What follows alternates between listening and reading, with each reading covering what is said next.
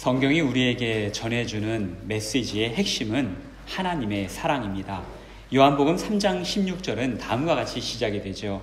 하나님이 세상을 이처럼 사랑하사.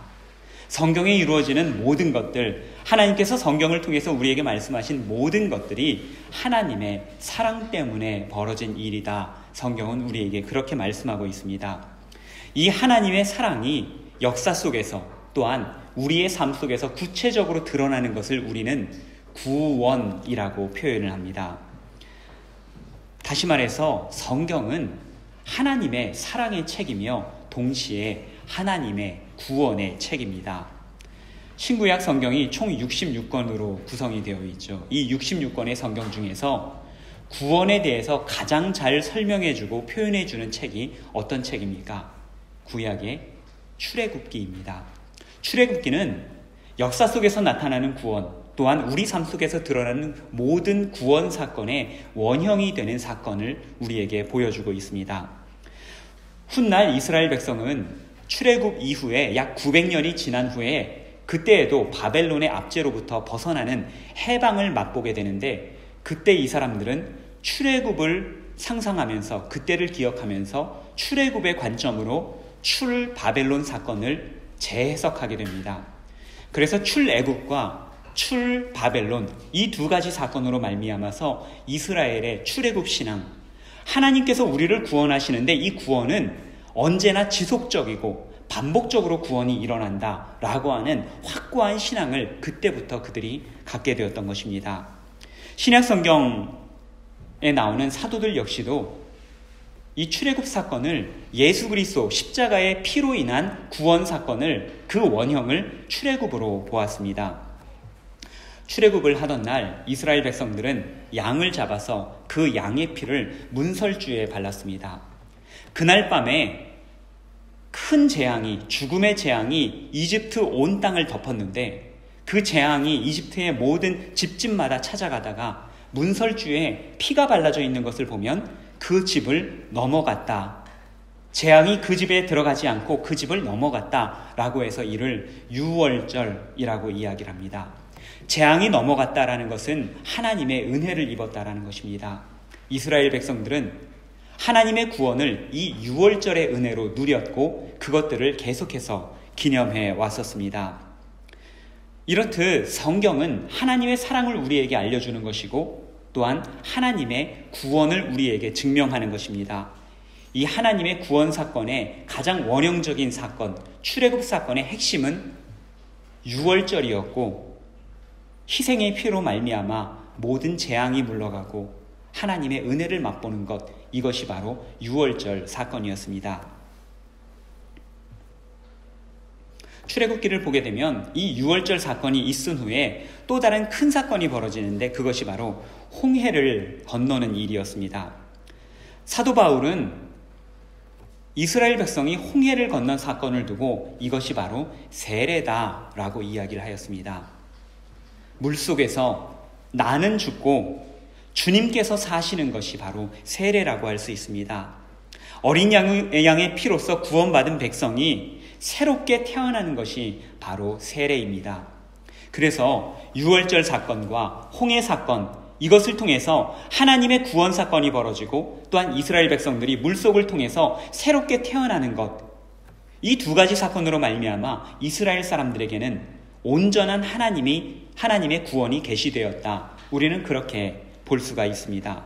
그런데 출애굽기는 구원의 책이고, 그리고 홍해의 사건과 유월절 사건으로 인해서 하나님의 구원이 완성되는 것처럼 보이는데, 그런데 이 유월절 사건은 출애굽기 12장에 나오고요.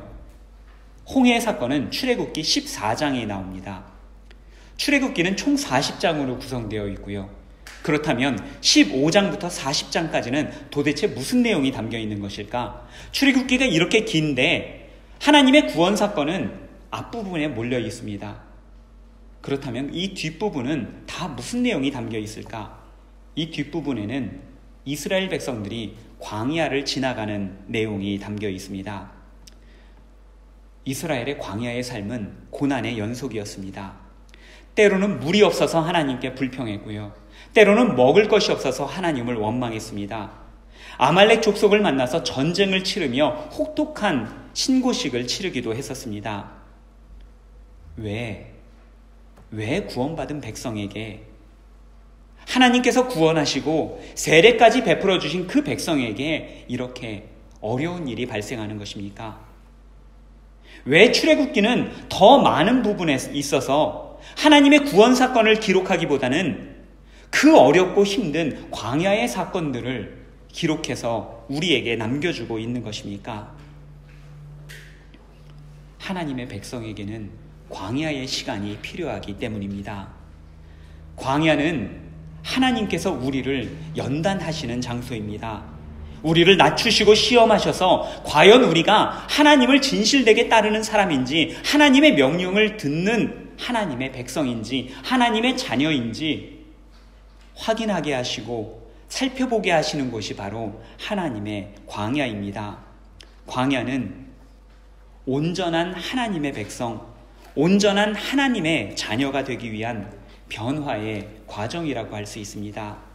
바꾸어 말하면 우리가 진정한 그리스도인이 되고자 한다면, 진정한 하나님의 백성이 되고자 한다면 우리에게는 반드시 고난이 필요하다는 것입니다. 광야의 고난을 거친 후에 비로소 이스라엘 백성은 시내 산에 다다를 수 있었고, 바로 그곳에서 하나님께 언약을 받아 하나님과 언약을 맺은 언약의 백성이 되었습니다. 고난을 통해서만 이 구원이 우리 자신으로부터 비롯된 것이 아니라 하나님께서 우리에게 주신 선물이라는 것을 깨달을 수 있었기 때문입니다. 오늘 본문의 말씀은 출애굽기 이 광야의 의미를 다시 한번 되새기게 하는 그러한 말씀입니다. 바울은 1차 전도여행을 하나님의 놀라운 은혜 가운데 마쳤습니다. 1차 전도여행, 그 가운데 있었던 가장 놀라운 은혜는 무엇보다도 이방인들 가운데 복음의 문이 활짝 열린 것입니다. 전에는 유대인들에게만 복음을 전해야 된다라고 생각을 했는데, 하나님의 사랑이 유대인들 안에만 머물러 있다라고 생각을 했는데, 그런데 더 많은 이방인들이 하나님께 열정적으로 나오는 것을 발견하게 되었습니다. 그러한 사실을 가지고 예루살렘 회의에 참가했을 때 예루살렘의 저 높은 사도들은 이방인들이 주님께로 나오는 것을 막지 말자, 힘들게 하지 말자라고 하면서 아주 은혜로운 결정을 내려주었죠. 이방인들에게 율법의 부담을 지우지 말자라는 결정을 내려주었고, 이 놀라운 결정을 들고 사도 바울은 두 번째 전도여행을 준비하였습니다. 전도여행을 출발하여서 얼마 되지 않아 1차 전도여행 때 만났었던 제자 디모데와 드디어 동행을 하게 되었습니다. 그도 조금 더 성장하고 자라게 되면서 바울의 평생 동역자가 되었죠. 바울의 사역이 이제 앞으로 얼마나 더 탄력을 받을까, 얼마나 더 부흥하게 될까, 아주 그런 기대가 한껏 고조되는 그러한 장면이었습니다. 그런데 바울 일행의 모든 일정에 커다란 문제가 생겼습니다. 6절과 7절 말씀입니다. 성령이 아시아에서 말씀을 전하지 못하게 하시거늘 그들이 부르기아와 갈라디아 땅으로 다녀가 무시아 앞에 이르러 비두니아로 가고자 애쓰되 예수의 영이 허락하지 아니하시는지라. 이제 본격적으로 복음을 전해야 되겠다, 이방인들에게 예수 그리스도의 복음을 전해야 되겠다 생각을 하는 그 순간부터 복음 전하는 길이 막히기 시작하였습니다. 부르기아와 갈라디아 땅을 지나는 동안, 무시아에 이르는 동안 그들은 단 한 차례도 사역을 할 수가 없었습니다. 갈라디아는 커다란 터키 반도의 남동쪽에 위치하고요, 무시아는 커다란 터키 반도의 제일 북서쪽에 위치한 곳입니다. 이 터키 반도를 대각선으로 가로지르는 동안 그들은 아무런 사역을 하지 못했었다는 이야기입니다.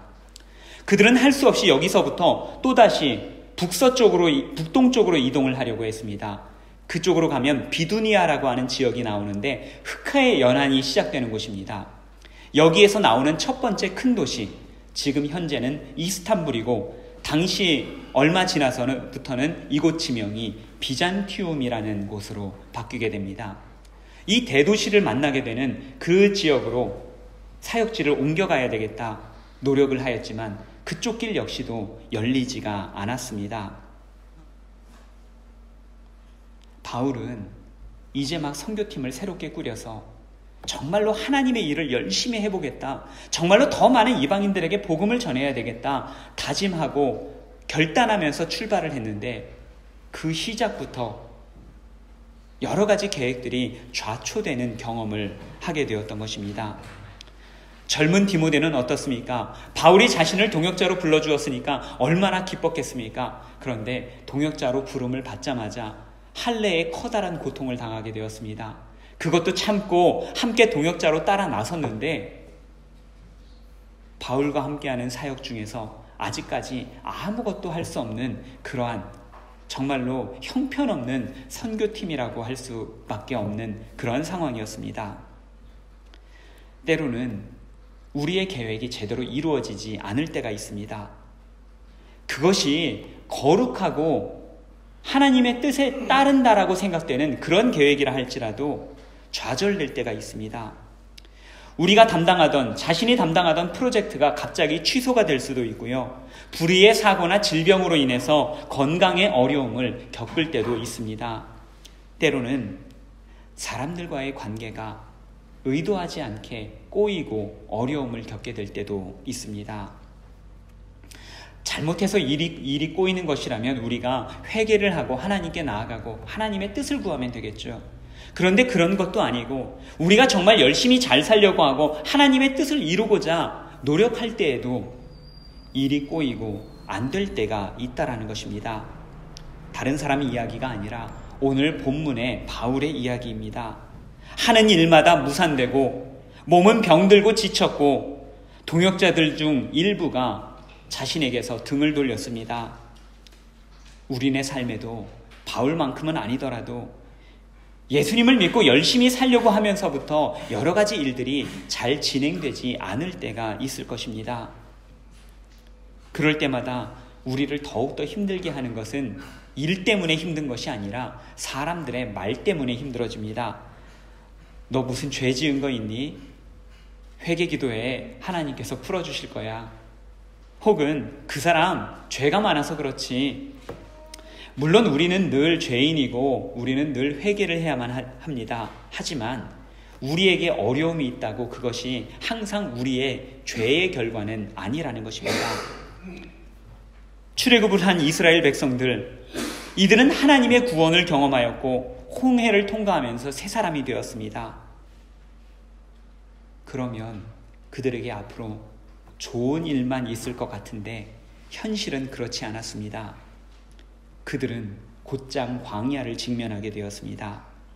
기갈 중에 너무 목말라서 얻은 물이 있었는데 그 물은 마라라고 하는 쓴 물, 마시면 죽을 수밖에 없는 그러한 물이었습니다.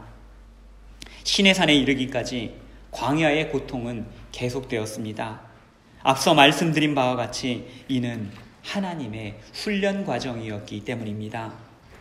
하나님께서는 하나님의 백성으로 하여금 단련되고 훈련되도록 이러한 광야의 길로 이끄십니다. 광야는 하나님 외에는 그 어떤 것도 바라볼 것도 기대할 것도 없는 곳입니다.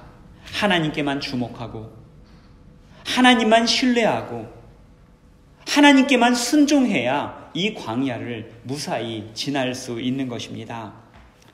사역을 하지 못하는 것은 바울에게 광야의 길과도 같았을 것입니다. 팀을 이끌던 바울은 팀으로 하여금 사역을 하게 해야 되는데 아무 사역도 하지 못하게 되니까 얼마나 답답하고 또한 팀원들에게는 얼마나 미안하고 민망한 마음이 있었겠습니까? 바울에게도 왜 하나님께서는 바울에게 이렇게 힘든 시간을 허락하셨던 것입니까? 바울에게도 광야의 시간, 훈련의 시간이 필요했었기 때문입니다. 그에게 더 많은 사역을 맡기기 위해서 하나님께서는 바울이 성장하고 성숙할 광야의 시간을 허락하셨던 것입니다. 매 순간 하나님만 바라보고 하나님만 신뢰하며 하나님께 순종하는 시간이 필요했습니다. 때때로 우리의 삶에도 광야와 같은 시간들이 찾아옵니다. 우리가 기도하면서 계획했던 것이 잘 이루어지지 않을 때가 있습니다. 진로가 막히기도 하고요. 관계가 깨어지기도 하고요. 목표와 목적을 잃어버릴 때도 있습니다. 바로 지금이 저나 여러분들에게 그러한 순간일 수도 있습니다. 우리가 지금 광야와 같은 그러한 시간을 보내고 있다, 이러한 생각이 들 때 우리가 해야 할 것은 한 가지입니다. 하나님께 주목하는 것입니다. 하나님께 주목하면서 하나님을 신뢰하고 하나님께 순종하는 것입니다. 그것이 바로 광야를 지나치는 비결이고 광야를 통해서 성숙하고 성장할 수 있는 유일한 비결이기 때문입니다. 바울의 일행은 하나님께서 막으실 때마다 하나님을 바라보며 신뢰하고 순종하였습니다. 사역이 잘 이루어지지 않는다 하여서 서로 다투고 싸우지 않았습니다. 서로 헐뜯거나 정죄하는 일, 너 때문에 그렇지, 당신이 우리 팀을 제대로 못 이끌었기 때문이지 라고 비난하는 일도 없었습니다. 문제점을 찾아내면서 우리 팀은 이게 문제야, 이것들을 고쳐야 돼, 분석하거나 마녀 사냥을 하는 일도 없었습니다. 사역이 막힐수록 공동체에 어려움이 지속될수록 그들은 더욱더 하나님의 뜻이 무엇인지 하나님의 뜻을 알고자 노력하였습니다. 더욱더 하나님께 집중하였습니다. 그 결과 바울 일행은 놀라운 하나님의 인도하심을 경험하게 됩니다. 9절 말씀입니다. 밤에 환상이 바울에게 보이니 마게도니아 사람 하나가 서서 그에게 청하여 이르되 마게도니아로 건너와서 우리를 도우라 하거늘. 하나님의 계획은 바울 팀이 상상했었던 것보다도 훨씬 더 크고 원대했습니다. 하나님의 뜻은 바울 일행이 아시아에서만 복음을 전하는 것이 아니었습니다. 그것은 유럽 대륙을 향한 하나님의 원대한 계획이었습니다. 하나님을 바라보고 신뢰하는 이들에게 주시는 하나님의 첫 번째 선물은 새로운 땅, 새로운 비전이었습니다. 유럽에 복음하였습니다. 이후로 유럽 대륙은 무려 1200년에 걸쳐서 복음화가 이루어졌습니다. 온 유럽 땅이 복음화가 되었을 때 유럽은 복음의 전초기지가 되었고, 이 유럽에서부터 아프리카로, 신대륙으로, 아시아로 복음이 전 세계로 퍼져나가게 되었던 것입니다. 바로 이 놀라운 사역의 시작이 오늘 본문에서 시작되는 것입니다. 계속되는 실패와 좌절 속에서도 하나님만 바라보고 하나님만 신뢰하고 나아갔었던 결과였습니다. 우리가 상황과 환경만 바라보고 나아갈 때, 그럴 때에는 우리의 인생은 고단한 광야밖에 될 수가 없습니다. 그러나 우리가 고개를 들고 하나님을 바라볼 때에 우리의 인생은 하나님과 동행하는 흥미진진한 모험이 됩니다. 사람들은 자꾸만 빨리 가기를 재촉하고 원합니다. 아주 우리 한국 사람들의 특기가 아닐까 생각됩니다. 오래전에 이집트 성지순례를 갔는데 시내산에 올라갈 때 시내산 가까이 다다르니까 그곳에 방문하는 이 동양 사람들은 대부분 다 한국 사람입니다. 그래서 그 사람들이, 이집트 사람들이 아시아 사람들만 보면 코리안 그 다음에 무슨 말을 하겠습니까? 빨리빨리 낙타. 예, 한국 사람이면 너 빨리빨리 낙타 타라, 안 그러면 저 산에 올라가기 힘들다. 이 사람들이 알고 배운 유일한 한국어 빨리빨리였습니다. 한국 사람들이 어디나 가나 항상 서로에게 했었던 말이 빨리빨리였기 때문이겠죠. 하지만 빨리 가는 것보다 더욱더 중요한 것은 올바른 방향을 찾아가는 것입니다. 우리의 생각이 너무나도 앞서버리면 하나님께서 우리를 어떤 길로 이끌어 주실지 우리는 때때로 놓쳐버리기 때문입니다. 그러나 우리가 잠시 멈추어 서서 하나님께 주목할 때 하나님께서는 언제나 우리의 길을 인도하여 주십니다. 그 얼굴을 우리로 향하고 그 얼굴빛으로 우리의 삶을 하나하나 인도하여 주십니다. 우리가 상상하지도 못한 길로 이끌어 주시는 하나님을 만날 수 있습니다. 하나님을 신뢰하는 것에 대한 두 번째 선물은 새로운 사람, 새로운 동역자였습니다. 10절 말씀을 제가 읽어보겠습니다. 바울이 그 환상을 보았을 때 우리가 곧 마게도니아로 떠나기를 힘쓰니 이는 하나님이 저 사람들에게 복음을 전하라고 우리를 부르신 줄로 인정함이러라. 10절 말씀을 보게 되면 바울 일행을 1인칭 대명사, 1인칭 복수 대명사로 사용하는 것을 볼 수가 있습니다. 우리라고 하는 말입니다. 사건의 주체를 1인칭 주어로 표현한다는 것은 지금 이 본문을 기록하는 사람이 바울 일행과 함께 있었다는 것을 우리에게 보여주는 대목입니다. 사도행전은 누가 기록했죠? 누가복음과 더불어 사도행전은 누가가 기록을 하였습니다. 우리라고 하는 이 1인칭 주어는요, 사도행전에서 16장 10절에 처음 등장하고 이후로 20장 이후로는 끝까지 계속해서 우리라는 주어가 반복적으로 등장하는 것을 볼 수 있습니다. 바로 이곳 터키 반도의 제일 북서쪽 끄트머리에서 바울이 아무 사역도 하지 못하고 그 넓은 터키 반도를 대각선으로 가로질러서 그 끝에 다다랐을 때 어디로 갈지도 모르고 어떤 일을 만날지도 모르는 그 상황에서 그가 만난 사람이 바로 누가라고 하는 의사였습니다. 골로새서 4장 14절을 보게 되면 바울은 이 누가에 대해서 이렇게 소개하고 있습니다. 사랑받는 의사 누가. 이 누가의 직업은 의사였습니다. 우리가 잘 아는 바와 같이 바울은 평생 건강으로 고생을 했었던 사람입니다. 그가 건강으로 여러 가지 어려움을 겪으니까 건강한 사람들은 그를 보면서 저 봐라, 저 바울 건강하지 못한 것, 저가 하나님의 사람이면 저가 건강했을 거 아니냐, 저가 영적으로 뛰어나지 못해서 저가 지금 병들고 아픈 것이다. 그의 건강 때문에 바울은 평생 다른 사람들의 공격을 받으면서 살아가야만 했습니다. 풍토병으로 고생을 한 데다가 다니는 곳마다 매를 맞고 감옥에 갇혔습니다. 그의 육신이 하루도 성할 날이 없었던 것입니다. 그렇지만 가난한 전도자였던 바울이, 그리고 천막 제조공이었던 바울이 어디 의사의 진료나 진단이나 제대로 받았겠습니까? 그 역시 사명을 감당하느라 자신의 몸을 돌볼 시간도 돌볼 마음도 전혀 없었던 것 같습니다. 그런 그에게 하나님께서는 의사 누가와의 만남을 주선해 주셨습니다.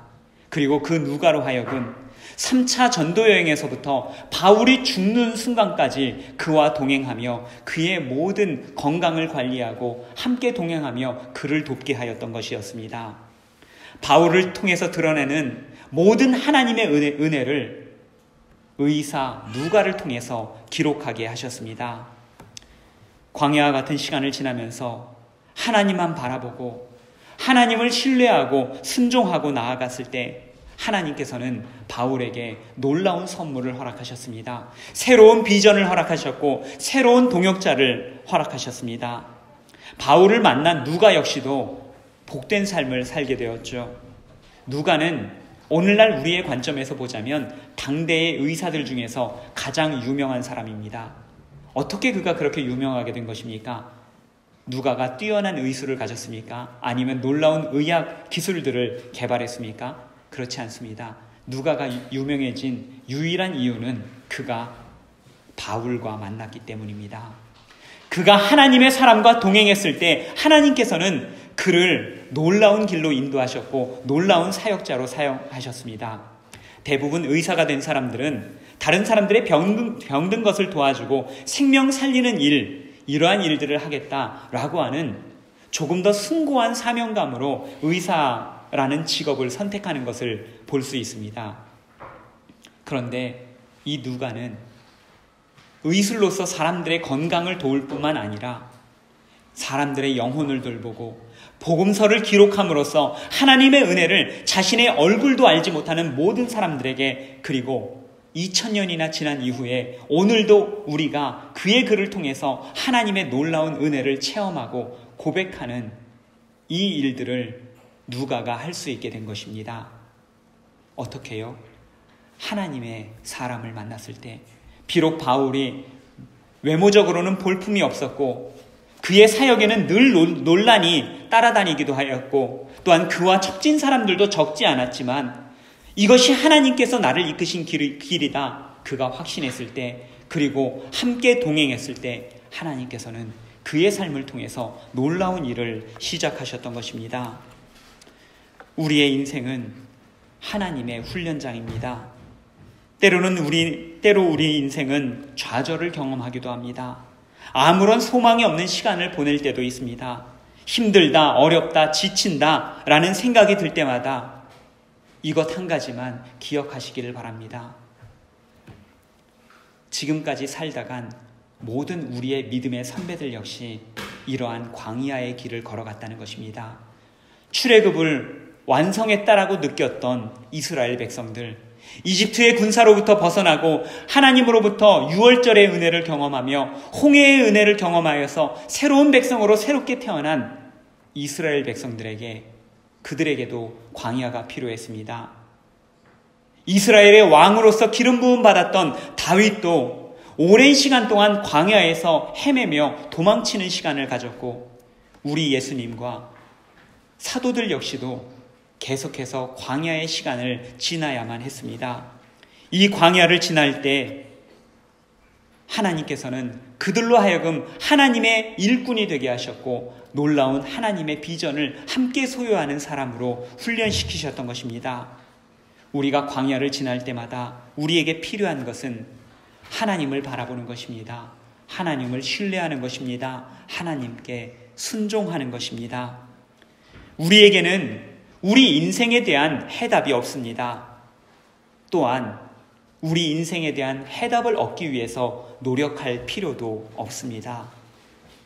우리가 노력해야 할 유일한 것은 우리 하나님과 동행하는 것, 주님과 함께 걸어가는 것입니다. 바로 우리 주님에게 우리 인생에 대한 최고의 해답이 있기 때문입니다. 존 캐버너프라고 하는 윤리학자가 마더 테레사를 만나러 인도 캘거다를 찾아갔습니다. 마더 테레사는 인도 캘거다에서 죽어가는 사람들의 마지막 최후를 돕는 호스피스 사역을 하고 있었죠. 이 존 캐버너프 역시 마더 테레사를 도와서 호스피스 사역을 열심히 도왔습니다. 약 3개월 정도 시간이 지나면서 자신 역시도 내가 정말 내 인생에 보람된 일을 하고 싶다라고 하면서 마더 테레사를 찾아갔습니다. 마더 테레사가 묻습니다. 당신을 위해서 어떤 기도를 해주기를 원하십니까? 존 캐버너프가 대답을 하였습니다. 예, 저는 제 삶을 향한 확실한 대답을 얻기를 원합니다.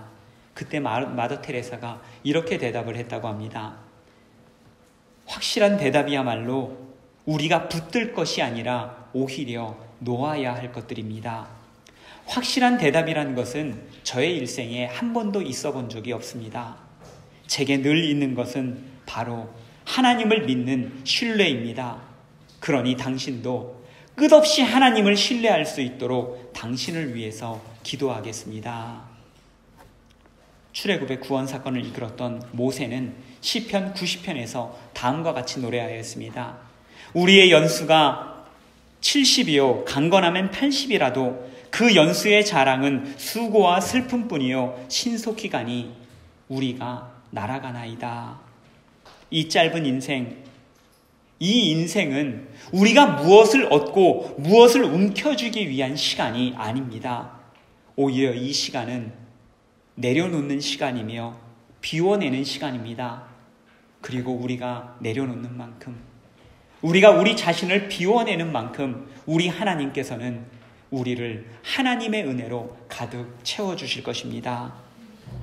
하나님께 주목할수록, 하나님을 신뢰할수록, 하나님께 순종할수록 하나님께서는 저와 여러분을 성숙시키실 것입니다. 오늘 바울이 힘들고 무력했었던 시간을 통하여 놀라운 비전을 발견하며 하나님께서 준비하신 비전과 하나님의 사람을 만났던 것처럼 오늘 이 자리에 계신 저와 여러분 역시 인생의 힘든 순간마다 하나님께 주목하고 신뢰하며 순종함으로써 하나님께서 우리를 위해서 준비하신 모든 아름다운 것들, 놀라운 비전들 하나도 남김없이 누리고 나눌 수 있는 저와 여러분 되시기를 간절히 바랍니다. 기도하겠습니다. 때때론 우리의 열정과 야망으로 향하는 저희의 걸음을 멈추어 주시니 감사드립니다. 광야와 같은 저희의 인생길에서 하나님 주목하는 법 배우게 하여 주시옵소서. 손안에 움켜진 것 하나 없어도 오히려 내려놓고 비워내는 저희가 되겠습니다. 해답은 주님께 있고 우리의 인생의 목표도 오직 주님 안에 있사오니 저희는 주님만을 바라고 주님만을 따르겠습니다. 하나님만을 신뢰하며 순종하겠습니다. 저희의 삶을 통하여 주님 홀로 영광받아 주시옵소서. 예수님 이름으로 간절히 기도드립니다. 아멘.